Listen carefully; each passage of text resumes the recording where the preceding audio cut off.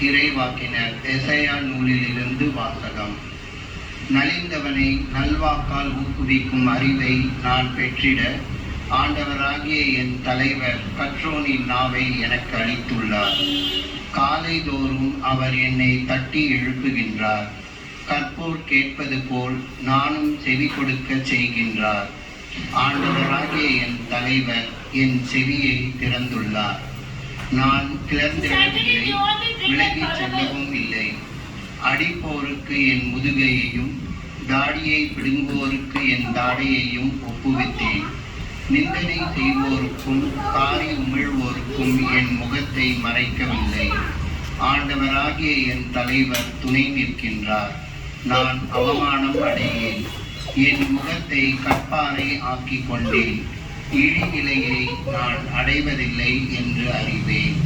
ஆண்டவரின் அருள் வாக்கு. நன்றி.